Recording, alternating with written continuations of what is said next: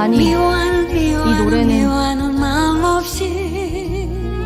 여기 한국의 노래를 듣고 눈물을 훔치는 한 프랑스 주부가 있습니다. 도대체 어떤 일이 있었길래 이렇게 계속 슬퍼하는 걸까요? 사연 시작 전에 좋아요와 구독은 이미 눌러두셨겠죠? 감사합니다. 사연 시작하겠습니다.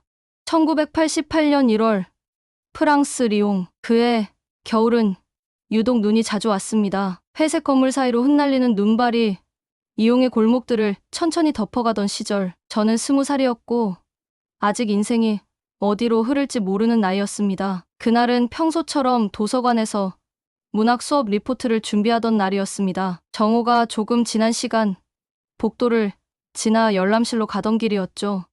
그런데 복도 끝 커다란 유리창 아래 서 있는 한 사람이 보였습니다. 회색빛 외투를 입은 동양 남자, 책과 지도를 동시에 들고 두리번거리던 그의 표정은 조금 당황스럽고 어딘가 불안해 보였습니다. 하지만 무엇보다 눈에 들어온 건 그의 손끝이었습니다. 장갑 없이 책을 든 손은 빨갛게 얼어 있었고 왼손엔 조심스럽게 접힌 종이 하나를 들고 있었죠. Excuse-moi, ça de conférence?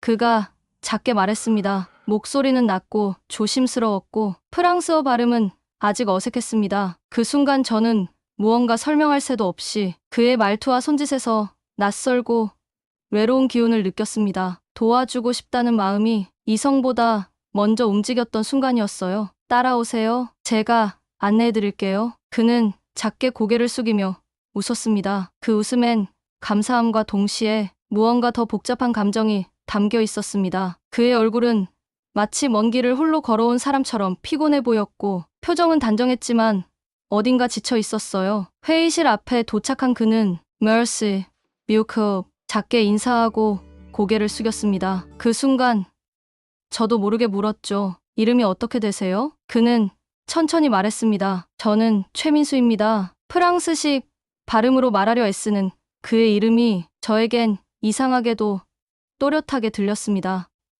최민수.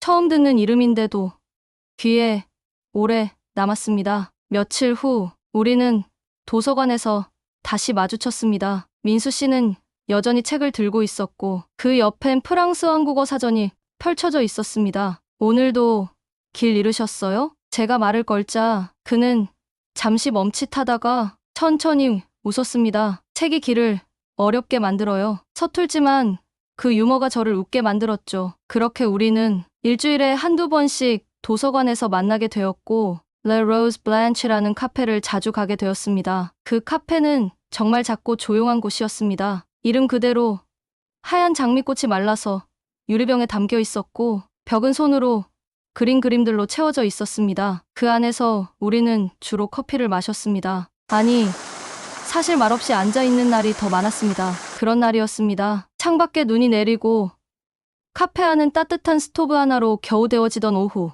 민수 씨가 가방에서 조심스럽게 워크맨을 꺼냈습니다. 이거 들어보실래요? 그가 제게 건넨 이어폰. 처음 듣는 언어, 처음 듣는 멜로디, 백만송이 장미. 그 노래는 한국어로 불렸지만 그 안에 흐르는 감정은 국경을 넘었습니다. 조용하고 단단한 음성, 꽃을 위해 모든 걸 바친 남자의 이야기. 가사는 모르지만 그 멜로디 하나로도 그 남자의 눈물이 전해졌습니다. 제가 말했습니다. 슬프네요. 꽃을 피우기 위해 그렇게 모든 걸 내놓는다는 게. 민수 씨는 작게 고개를 끄덕이며 말했습니다. 한국 사람들 그렇게 사랑해요. 조금 조용히, 많이 아프게. 그때 처음으로 저는 한국이라는 나라를, 사람을 그렇게 사랑하는 나라로 상상하게 되었습니다. 그는 늘 같은 코트를 입었습니다. 회색, 낡은 울 코트. 그 안엔 두꺼운 니트도 없이 얇은 셔츠 하나. 추울 법도 한데 그는 늘 괜찮아요라고 말했습니다. 어느 날 제가 묻자 그는 이렇게 말했습니다. 몸이 추운 건 괜찮아요. 마음이 외로운 게 더 힘들어요. 그 말에 저는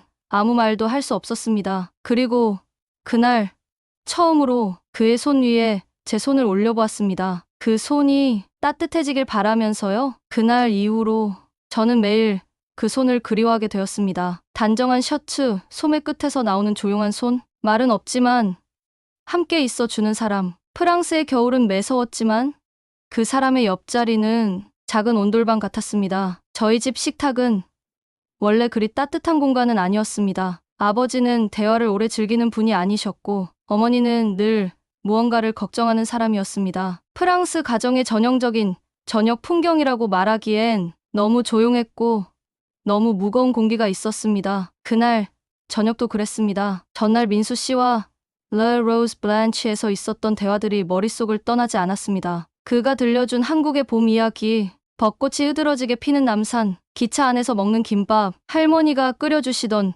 된장국의 냄새, 그 모든 것이 너무 낯설고 신기하게 느껴졌지만 그 이야기 속 민수 씨는 분명 행복해 보였어요. 저는 그 이야기를 조금이라도 나누고 싶었습니다. 우리 집 식탁 위에 올려두고 싶었어요. 그래서 그날 처음으로 꺼냈습니다. 엄마, 나 요즘 어떤 한국 친구랑 자주 만나요.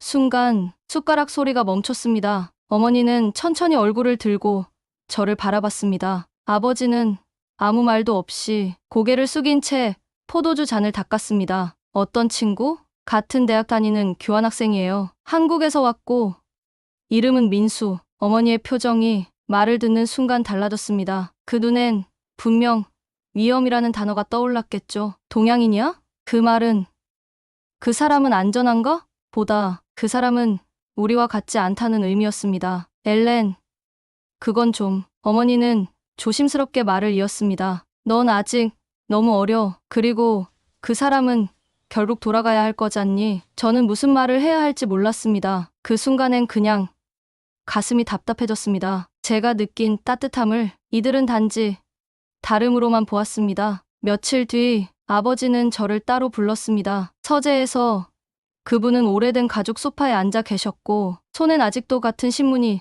들려 있었습니다. 엘렌, 넌 지금 사랑이라고 생각하겠지. 하지만 인생은 다르단다. 그 말은 부드러운 듯 차가웠습니다. 아버지는 오래 고민한 듯 말했지만 그 말에서 사랑을 이해하려는 기색은 느껴지지 않았습니다. 그저 내 딸이 안전하게 프랑스식 삶을 살아야 한다는 보호 본능이 벽처럼 다가왔습니다. 그날 밤 민수 씨를 만났습니다. 그는 백만송이 장미의 가사를 프랑스어로 직접 옮긴 것을 조심스럽게 제게 보여주었습니다. 이게 맞게 쓴 건지 잘 모르겠어요. 그가 내민 종이는 그 사람의 정성과 어색한 철자가 뒤섞인 종이 한 장이었지만 저에겐 그 어떤 러브레터보다도 따뜻했습니다.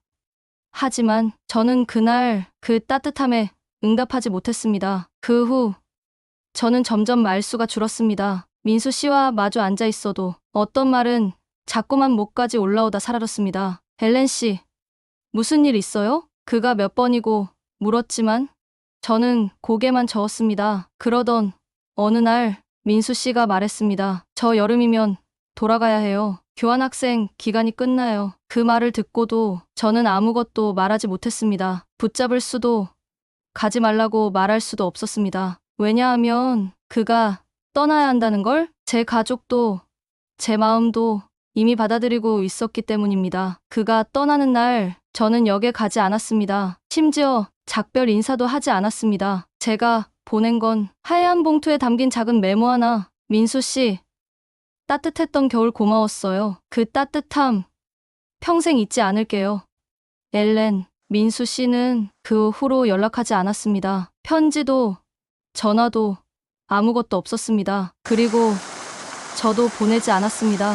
왜냐하면 그 시절에는 그런 사랑은 지워야 하는 사랑이라고 배웠기 때문입니다. 하지만 시간이 흘러 결혼도 하지 않은 채 아이를 낳고 키우며 살아보니 그때 그 이별이 정말 이별이었는지 가끔씩 묻고 싶어졌습니다. 2024년 2월 어느 밤 리옹의 겨울은 아직 끝나지 않았습니다. 기온은 낮았지만 눈은 내리지 않았고 거리는 조용했습니다. 늦은 시간 저는 늘 하던 대로 작은 미용실을 정리하고 불을 끈 채 집으로 돌아왔습니다. 딸 마틸다는 아르바이트를 마치고 늦게 들어온다고 했고 그날 밤도 혼자였습니다. 불을 반쯤 켠 거실에서 와인 한 잔을 따라 놓고 라디오를 켰습니다. 프랑스 채널이 아닌 우연히 손이 멈춘 주파수. 낯선 언어, 낯선 말투. 어쩌면 한국 방송이었는지도 모릅니다. 처음엔 귀를 기울이지 않았어요. 그냥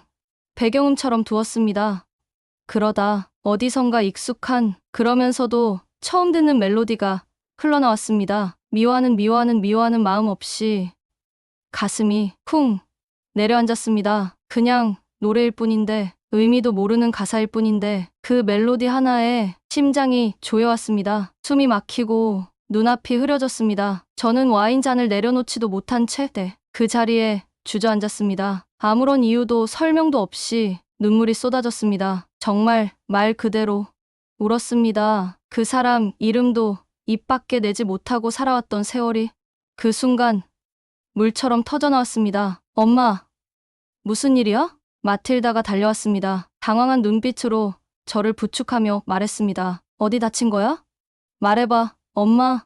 하지만 저는 말을 하지 못했습니다. 입술이 굳어버린 사람처럼 소리조차 낼 수 없었습니다. 오직 그 노래만이 방 안을 가득 채우고 있었습니다. 한참이 지나서야 저는 작게 말했습니다. 민수. 그 아이는 저를 바라보았습니다. 마치 처음 듣는 이름이라는 듯. 당연하죠. 저는 한 번도 말한 적 없었으니까요. 마틸다가 12살 때부터 우리는 둘뿐이었고 그 아이, 아빠에 대해서도 제가 어떤 사랑을 했었는지도 한 번도 들려준 적 없었습니다. 나는 마틸다의 손을 잡고 그 밤 처음으로 민수에 대해 이야기했습니다. 1988년 겨울이었어. 엄마가 20살 때 한 남자를 만났어. 한국에서 온 유학생이었고 이름은 민수였어. 처음엔 떨리던 목소리가 점점 가라앉았습니다. 말하지 못했던 이야기들이 바닥 깊숙이 쌓인 먼지처럼 하나씩 고개를 들고 올라왔습니다. 엄마는 그 사람을 사랑했어. 진심으로. 하지만 아무에게도 말하지 못했어. 마틸다는 조용히 듣고 있었습니다. 그 아이는 어린 시절들 엄마는 왜 사랑 이야기를 안 해? 라고 물었던 아이였습니다. 이제야 그 질문에 답을 하게 된 거죠. 이야기를 마치자 마틸다는 제 손을 꼭 쥐었습니다. 눈물을 흘리지도 않았고 책망하지도 않았습니다. 그저 따뜻한 목소리로 말했습니다. 엄마, 그 사람 다시 만나보고 싶지 않아? 그 말에 숨이 멎는 줄 알았습니다. 다시 만나고 싶냐고? 36년이 지난 지금? 민수 씨가 어디에 있는지도 모르는 상황에서 그는 가정을 이루었을 수도 있고 아예 프랑스를 잊었을지도 모릅니다. 하지만 제 마음은 그 순간 이미 흔들리고 있었습니다. 마틸다는 노트북을 꺼내 한국 제외 프로그램을 검색했습니다. 이름, 나이, 당시 대학 이름, 1988년 리옹 교환학생, 그 모든 정보를 천천히 정리하기 시작했습니다. 엄마, 한국엔 이런 방송도 있고 SNS를 통해 실종자 찾는 사이트도 있대요. 혹시라도. 저는 작게 고개를 저으며 말했습니다. 너무 늦었을 수도 있어. 하지만 그 아이는 고개를 들고 말했습니다. 엄마는 잊지 않았잖아. 그럼 그 사람도 못 잊었을 수 있어. 며칠 뒤 우리는 한국행 비행기 표를 예매했습니다. 생애 처음 가보는 아시아, 낯선 나라. 하지만 제 마음은 왠지 그곳이 익숙할 것 같았습니다. 민수 씨의 말투, 그의 조용한 미소, 그리고 그 노래의 멜로디, 그 모든 것이 제 발걸음을 이끌고 있었습니다. 서울은 처음 보는 도시였지만 이상하게 낯설지가 않았습니다. 공항부터 시내까지 이어지는 지하철 안에서 모든 것이 조용히 제 감정을 데우고 있었어요. 자동문이 열리고 닫히는 소리, 지하철 안내 방송의 부드러운 여성 목소리, 그리고 바닥에서 전해오는 미지근한 온기. 프랑스의 지하철은 시끄럽고 차가웠는데 이곳은 이상하게 포근했습니다. 아마 민수 씨가 말했던 한국의 따뜻함이 바로 이런 것이었겠지요. 엄마, 여기야. 북촌 한옥마을이래. 마틸다는 핸드폰 지도를 보며 제 손을 끌었습니다. 좁고 구불구불한 골목길 사이로 기와지붕이 늘어서 있었고 고요한 바람이 담벼락 위를 넘었습니다. 골목 어귀에는 가게 간판들이 작고 정갈하게 걸려 있었고 그 중 하나, 작은 나무 간판에 적힌 이름이 제 눈을 붙잡았습니다. 다운제, 자원자의 차와 온기, 그리고 머무름의 공간, 그 세 글자만으로 벌써 마음 한켠이 따뜻해지는 느낌이었습니다. 현관 앞에 서자 제 심장은 36번을 뛰는 것 같았습니다. 아무도 저를 밀지 않았고 아무도 저를 부르지 않았지만 제 손은 조용히 문고리를 잡고 있었습니다. 엄마 들어가 볼래? 마틸다가 작게 물었습니다. 저는 고개를 끄덕이고 문을 열었습니다. 문을 열자 작은 종소리가 울렸습니다. 따뜻한 공기, 한방차의 은은한 냄새, 그리고 나무 바닥이 발을 감싸듯 받쳐주었습니다. 그 안쪽 구석 창가 자리에서 누군가가 차를 따르고 있었습니다. 회색빛 셔츠, 소매를 반쯤 걷은 팔, 그리고 약간 굽은 어깨. 그의 뒷모습을 보는 순간 저는 멈춰섰습니다. 손끝이 떨렸고 숨이 멈춘 것 같았습니다. 민수 씨? 그는 고개를 들었습니다. 천천히, 아주 조심스럽게, 마치 시간이 그를 붙잡고 있는 것처럼 움직임이 느렸습니다. 그의 얼굴엔 흰머리가 조금씩 내려와 있었고 잔주름이 깊게 패여 있었습니다. 하지만 그 눈빛만큼은 그 시절 그대로였습니다. 부드럽고 조용하며 무언가를 기다리고 있는 듯한 눈. 엘렌, 그는 제 이름을 불렀습니다. 오랜 세월을 건너온 목소리, 기억보다 더 낮고 부드러워진 소리였습니다. 그 순간 제 눈에 눈물이 차올랐습니다. 36년, 그 시간을 요약하는데 말은 필요하지 않았습니다. 그의 눈가도 금세 붉어졌습니다. 우리는 찻집 한쪽에 마주 앉았습니다. 기와지붕 너머로 햇살이 흘러들고 은은한 대추차 향이 두 사람 사이를 채웠습니다. 잘 지내셨어요? 그의 첫 마디였습니다. 그리고 저는 조용히 웃으며 대답했습니다. 당신 없이 살아는 왔어요. 하지만 잘 지냈다고는 못하겠네요. 민수 씨는 고개를 끄덕이며 찻잔을 천천히 돌렸습니다. 저도요. 그는 제게 한국으로 돌아온 이후의 이야기를 들려주었습니다. 가족 사업을 도우며 잠시 바쁘게 살았고 결혼은 하지 않았다고 했습니다. 누굴 만나긴 했지만 그때만큼 깊진 않았어요. 그 말에 제 가슴 어딘가가 서서히 녹아내렸습니다. 그는 제게 묻지 않았습니다. 그동안 누구와 살았는지, 어떤 삶이었는지, 딸은 누구인지, 그저 저를 있는 그대로 그 순간에 바라보았습니다. 제가 주머니에서 낡은 사진 한 장을 꺼냈습니다. 1988년 겨울, Le Rose Blanche 앞에서 찍은 흑백 사진. 민수 씨가 코트를 여미며 저를 바라보던 그 사진. 그는 오래도록 그 사진을 들여다보다가 작게 웃었습니다. 그날 기억나요. 엘렌 씨가 초콜릿을 건네주고 제 손을 잡아줬죠. 그는 제 손을 바라보았습니다. 그리고 제가 조용히 말했습니다. 그때도 지금도 당신은 제게 온돌 같은 사람이에요. 말은 없지만 묵묵히 따뜻한 그날 서울의 봄은 그 어느 때보다 따뜻했습니다. 다운제 창가에 앉아 우리는 오래된 말들을 천천히 꺼냈습니다. 그 사이 시간은 조용히 눈 녹듯 흘러갔습니다. 말없이 건네는 찻잔처럼 서로를 바라보는 눈빛만으로도 충분한 순간이었습니다. 서울에서의 마지막 날, 민수 씨는 저를 새벽까지 배웅해 주었습니다. 다운제를 나와 걸었던 한옥 골목길, 벽돌 사이로 묻힌 봄의 냄새, 전선 위에 머문 새벽 하늘. 우리는 많이 걷지 않았습니다. 많은 말을 하지도 않았습니다. 하지만 그 걸음마다 우리는 36회를 채워넣고 있었습니다. 어쩌면 그날 나는 다시 20살이 된 것 같았습니다. 그의 옆에서 발을 맞추는 것만으로 마음이 평안해졌습니다. 인천공항에 도착했을 때 내려다본 활주로엔 햇살이 반짝이고 있었습니다. 제가 다시 리옹으로 돌아간다는 사실이 이상하게도 아프지 않았습니다. 눈물은 나지 않았습니다. 왜냐하면 이번엔 이별이 아니었으니까요. 민수 씨는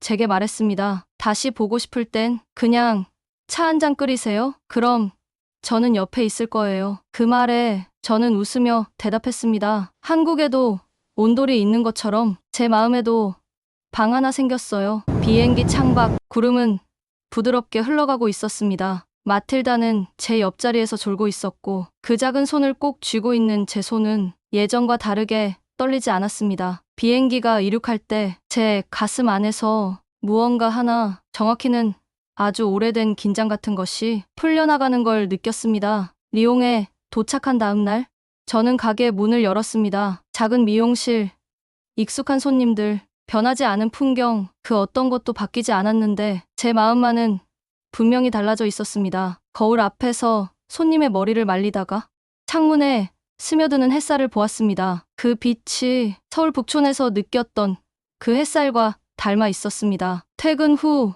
마틸다가 말했습니다.